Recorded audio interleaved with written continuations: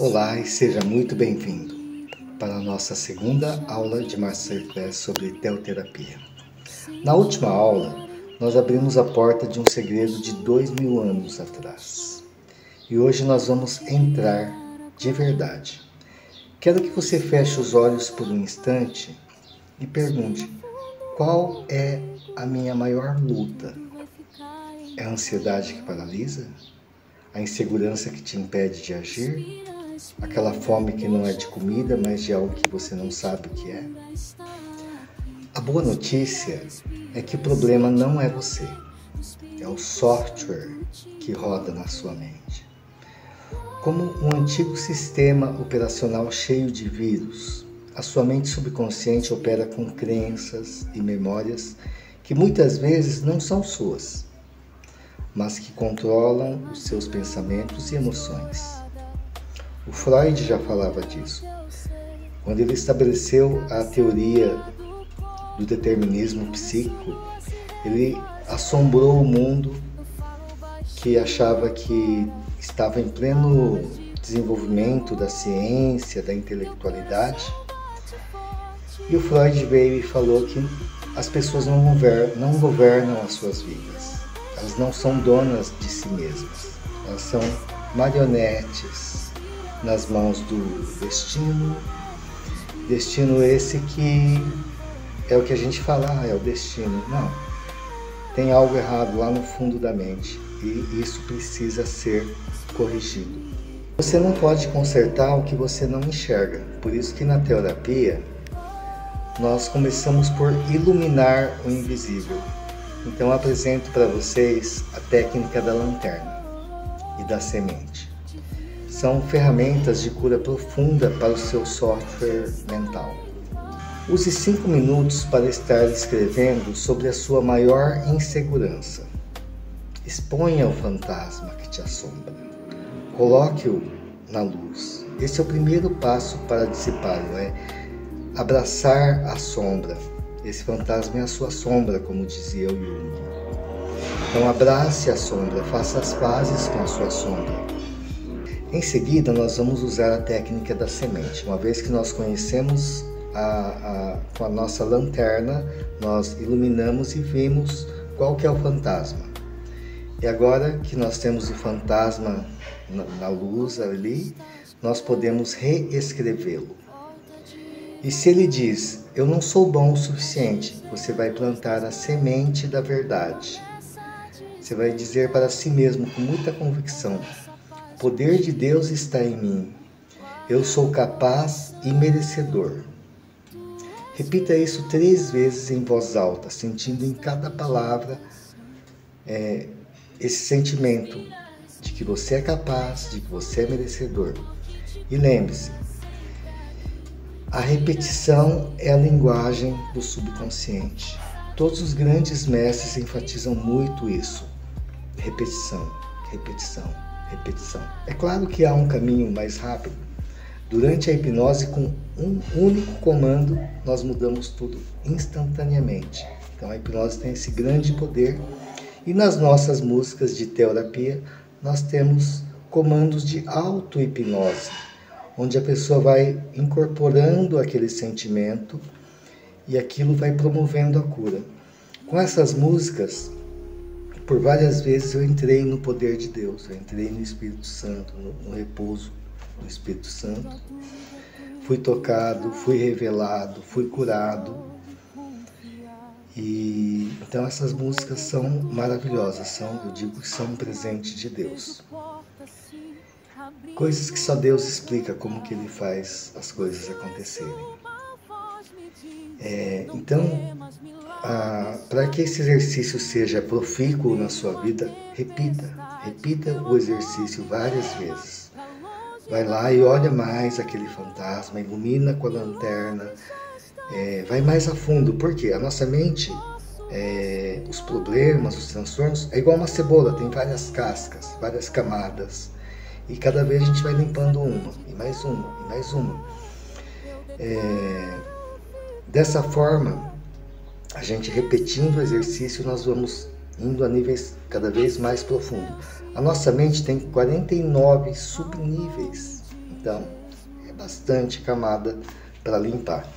Daí que eu recomendo, né, não só fazer isso 21 dias, que é um prazo de mudança biológica, mas fazer durante uma quarentena, 40 dias, ou mais ainda, 50 vezes, que já preenche os 49 subníveis da mente.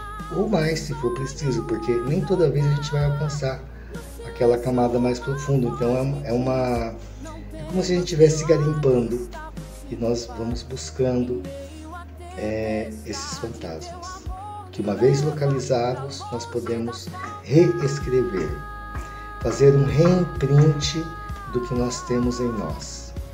É assim que nós começamos esse processo de alquimia mental, de mudança da mente, de correção da nossa mente, para tornar a nossa mente mais ágil, mais clara, mais concisa, mais focada. Como nos ensinou o Tony Robbins, a nossa mente e o nosso corpo são um só. Ele trabalha bastante a questão da fisiologia. Por exemplo, a gente não consegue chorar se a gente erguer a cabeça e o olhar. Automaticamente cessa o choro.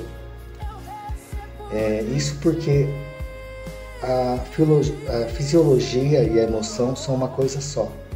Eles estão intimamente conectados. Então, para a gente controlar a ansiedade, a insegurança, nós temos que hackear o corpo. Hackeando o corpo, a gente hackeia também a mente. Então eu vou estar passando agora um exercício muito poderoso, que é a postura do mestre. Então nós vamos trabalhar essa fisiologia. Eu quero que você fique então com a coluna bem ereta, ombros para trás, queixo levemente erguido e respire profundamente, fechando os olhos e enchendo bem os pulmões. Sinta a diferença, sinta essa energia aumentando em você. Sinta que essa é a postura da vitória, ela cria emoção de vitória. É o estoicismo em ação. Você não pode controlar o que acontece, mas você pode controlar a sua reação e a sua fisiologia. A postura do herói, uma pose de yoga que a gente fica assim, né? E olhando firme, reto para frente, ela foi utilizada em pessoas que tinham traumas de guerra, pessoas que tiveram a mente tão abalada, tão prejudicada, que ficaram traumatizadas. Elas tinham síndrome de transtorno pós-traumático de estresse, PTSD. Transtorno de estresse pós-traumático. E utilizaram essa postura do herói. E eles melhoraram. Então a postura é algo muito importante. O yoga em si, as posturas de yoga, são arquétipos. Nós vamos estar estudando sobre isso. Os arquétipos são muito poderosos e nós podemos aprender a usá-los a nosso favor para trazer uma determinada energia do cosmos para atuar em nós. Nós usamos esse poder dos arquétipos. E cada postura de yoga é uma postura arquetípica. Temos a postura da criança, que serve para a gente estar tratando traumas infantis. Então, se nós meditarmos na postura da criança, nós vamos estar resgatando partes da nossa infância e podendo ter essa chance de reescrever o trauma. Basicamente, durante toda a minha vida, eu trabalhei com isso, com terapia de regressão. Eu coloco a pessoa em regressão, ela volta lá para a infância ou para o ventre materno, ou até antes do nascimento, e algumas até vão para as vidas passadas, para entender o porquê que certos relacionamentos não dão certo, porquê que ela sente determinado sentimento por algumas pessoas, para entender qual que é a dinâmica que houve lá no passado e desmantelar essa dinâmica e se libertar. Por exemplo, um caso que teve de regressão, a filha detestava o pai, ela não conseguia de jeito nenhum gostar do pai, mesmo que o pai tentasse tratar bem ela, mimasse bastante, lá no fundo ela não sabia porquê, mas ela não conseguia amar aquele pai. E daí na regressão foi visto que teve uma discussão entre a mãe e o pai socou a barriga da mãe. Por sorte não matou a criança, mas aquele trauma que o bebê sofreu dentro do ventre materno ficou registrado. E ela não sabia por que ela não conseguia amar aquele pai. E depois da regressão foi revelado e ela passou a conseguir amar aquele pai. Então a terapia de regressão é uma ferramenta muito poderosa para a libertação, para a cura. Mas durante a nossa jornada nós vamos ver que existe algo muito, muito maior e muito mais poderoso. Claro que a gente não pode dispensar essas terapias, porque eu falo que a cura tem que ocorrer no nível certo, ou mais para cima, ou mais para baixo. Cada coisa tem o certo, para cada dedo tem um anel certo. Para a gente matar um pernilongo, a gente não vai usar uma bomba, a gente vai usar um mata-pernilongo, um inseticida. Então, para cada coisa tem uma coisa apropriada. É isso que eu aprendi durante a minha carreira clínica, né? Observando os pacientes, vendo o que funcionava melhor. Como eu sou um terapeuta multidisciplinar, então eu às vezes aplicava uma técnica, às vezes outra técnica, às vezes outro tipo de terapia, e às vezes mudava totalmente a abordagem para alcançar resultado, porque eu sempre foquei no resultado. O mais importante é mostrar um resultado. Vamos falar um pouco da logoterapia do Viktor Frankl. A ansiedade e o vazio que muitas vezes fica lá gritando, elas são a voz da sua alma te dizendo que você está vivendo uma vida sem propósito. Eu costumo dizer que a ansiedade é um grande presente, só que no dia a dia prejudica muito as pessoas. Mas a pessoa que tem ânsia, que ela é ansiosa, ela tem muita energia. E eu trato meus pacientes com ansiedade com isso apenas, canalizando a energia, colocando um propósito. Isso basta para curar a ansiedade. E aí a ansiedade, em vez de ser um inimigo, passa a ser uma amiga.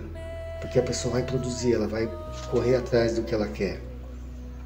Isso tira ela da ansiedade, da depressão, da falta de sentido na vida. Então, mesmo antes de me tornar coaching, eu já trabalhava esse tipo de terapia, de dar um propósito, de dar um sentido para a pessoa. É isso que tira a pessoa da depressão.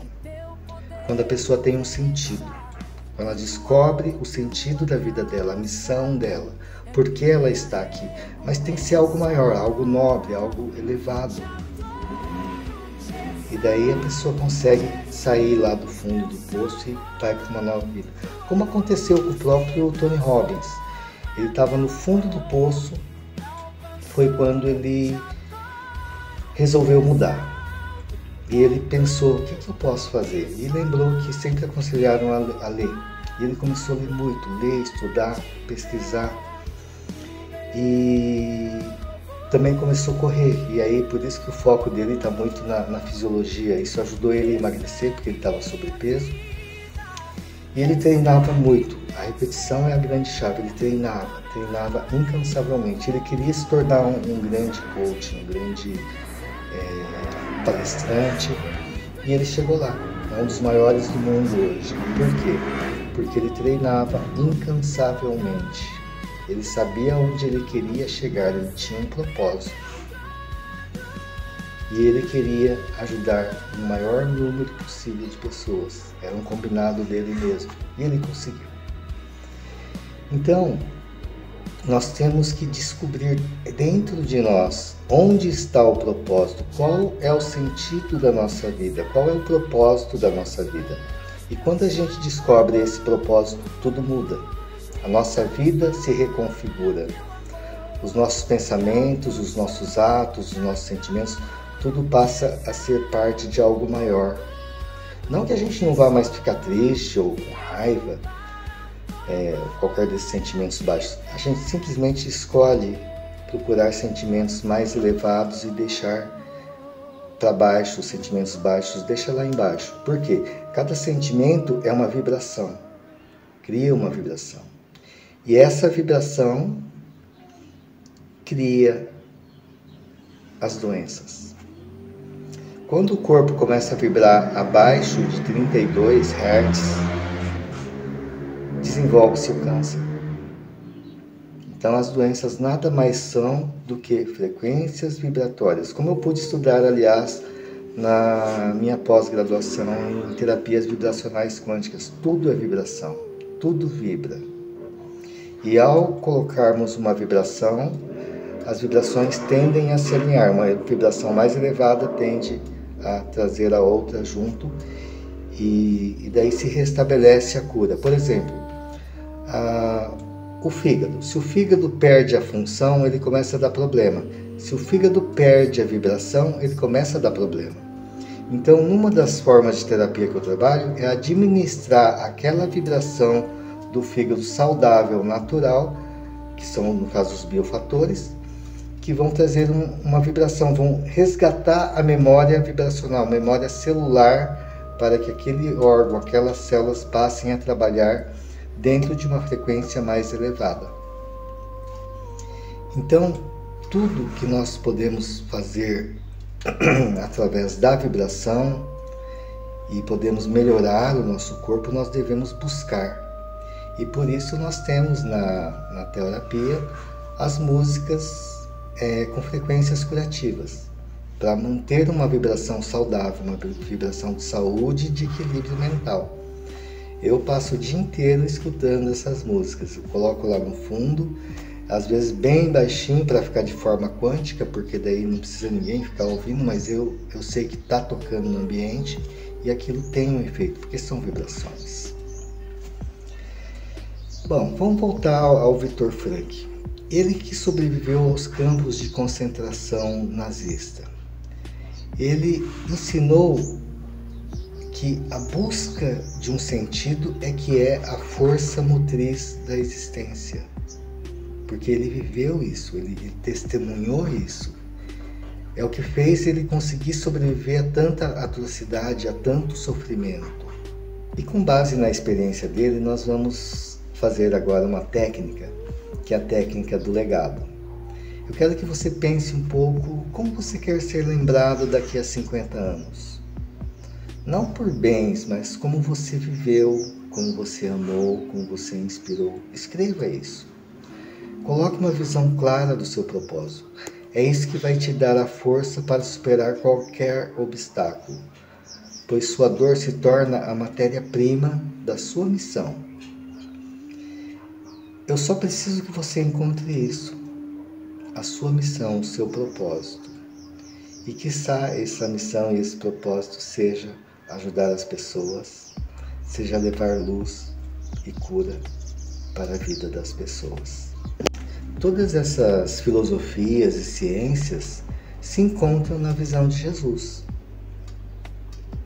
Quando ele dizia, a tua fé te curou, ele não falava apenas de crença, mas da capacidade do ser humano de reescrever o seu próprio software, de encontrar um sentido na dor e de usar o poder de Deus que reside dentro de cada um de nós. Jesus foi o primeiro grande mestre que uniu o corpo, a mente e o espírito para a cura. E é nele que nós devemos nos inspirar. Vamos falar um pouco sobre a criança interior. Eu vejo que cada um de nós tem dentro de nós crianças de 5 anos, de 7 anos, de 10 anos, de 20 anos, de 30 anos. Temos várias partes de nós, vários eus nossos, congelados, paralisados dentro de nós. E essas partes de nós ficaram presas lá atrás, nos prendem hoje. Nos prendem todos os dias, todos os momentos da nossa vida. Porque elas encerram dentro de si traumas, dores, faltas, que a gente fica tentando compensar durante o resto da vida. Por exemplo, Freud falava da fase oral, que é a fase da amamentação.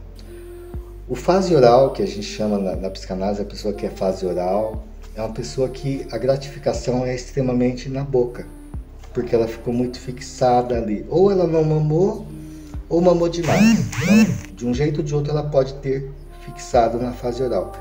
e durante a sua vida ela vai ter hábitos orais, ou comer demais, ou beber, ou fumar, ou falar demais. Isso fazem parte da fase oral, que é uma fase de introjeção, de colocar para dentro. Depois a gente tem o contrário, a fase anal, que é o de colocar para fora, que é o final do tubo. Então começa o tubo na boca e sai lá atrás no ânus, que é a fase de expelir, de segurar ou expelir. E daí que surgem os comportamentos da pessoa que é controladora. Quando ela teve um trauma lá na fase anal, que a mãe, por exemplo, pode ter forçado ela a segurar o cocôzinho e ela não conseguia, não tinha ainda o controle dos esfíncter, e levava bronca. Ah, seu fedido, seu cagão, e por aí vai. Então ela teve uma fixação anal. E daí a vida dela vai ser em torno dos hábitos anais. Que se a gente estudar mais a fundo a psicanálise, nós vamos estar vendo que ela tem subfases também. E dentro dessas subfases ela tem partes distintas. Coisas bem interessantes a psicanálise. É um conhecimento que vale a pena a gente se aprofundar. E nas próximas Masterclass vou estar falando também um pouco mais da psicanálise, que é uma ciência muito preciosa e valiosa que explica bastante coisa sobre o ser humano. Lamentavelmente, a psicanálise clássica é muito demorada, então nós temos hoje técnicas modernas, rápidas, que a pessoa vai direto no ponto do problema e resolve, já reescreve uma nova história. Então nós podemos trabalhar com a nossa criança interior e libertar ela, nos libertando também. E uma técnica que eu gosto muito de usar é essa técnica da criança interior, que nós buscamos encontrar essa criança, ver como que essa criança era, e nós conversamos com essa criança, instruímos a criança, reprogramamos a criança. E uma técnica que eu desenvolvi e que eu era bem contra como psicanalista, a gente aprende a elaborar o conteúdo, ao invés de extirpar, de negar. E um dos meus professores, é um dos clássicos psicanalistas, ele era meio contrário a certas ideias. E num caso que eu estava tendo dificuldade de resolver, eu resolvi usar implante de memórias falsas. Eu criei uma nova programação. E um detalhe muito importante, a nossa mente, isso daí é bom vocês anotarem, a nossa mente não distingue o que é real do que é imaginado. Exatamente isso. Se nós imaginamos uma coisa, aquilo se torna para a nossa mente como algo real. Por exemplo, se eu falar para vocês pensarem num limão bem azedo, que vocês estão mordendo agora um limão bem azedo, eu sei que muita gente vai começar a salivar. Ou se imaginar uma lasanha deliciosa, aquele cheirinho, também tem gente que vai começar a sentir o estômago já roncar. Então a nossa mente é muito poderosa. Um certo dia, eu estava lá, fui ver a antena da casa e era um lugar escuro. Eu subi um muro e fui caminhando pela beirada de uma construção onde estava a antena. E eu vi algumas formigas subindo pela minha perna, mas não me incomodei. De repente eu comecei a sentir que eram muitas formigas subindo pela perna e pulei de lá do muro e comecei a me debater, limpar as formigas. E aí eu olho para o chão, cadê formiga? Não haviam formigas. Foi a minha mente que criou tudo aquilo. E da mesma forma acontecem tantas coisas que a gente vê que a mente é muito poderosa. Por exemplo, os nazistas fizeram um experimento que eles colocavam a pessoa de olhos vendados e passava um ferro gelado no pulso. E colocava uma mangueirinha pingando água que caía num balde. A pessoa acreditava que tinha sido cortado o pulso dela e que ela estava gotejando e que logo iria morrer. E morria. Você vê o poder que a nossa mente tem. Um dos casos clássicos na história da hipnose, que mostra como a nossa mente é poderosa, é um caso que teve de ictiose congênita. A pessoa tinha a pele como se fosse escamas de peixe. E aquilo começava já a feder, a pessoa que tinha passado tudo quanto é pomada, remédios, tinha recorrido a vários tratamentos e nenhum deles deu resultado. E com a hipnose foi possível restaurar a pele da pessoa. E eu tenho vários casos também que eu já tratei de, por exemplo, de vitiligo, aquelas manchas brancas que dá na pele. Eu coloco a pessoa em transe e faço ela colorir. Peço para ela colorir, para ela imaginar a pele dela sendo colorida. E em questão de meses ela se recupera completamente. Então a nossa mente tem esse grande poder de curar, de sanar. Então esse pilar da mente que nós estamos estudando é muito importante. E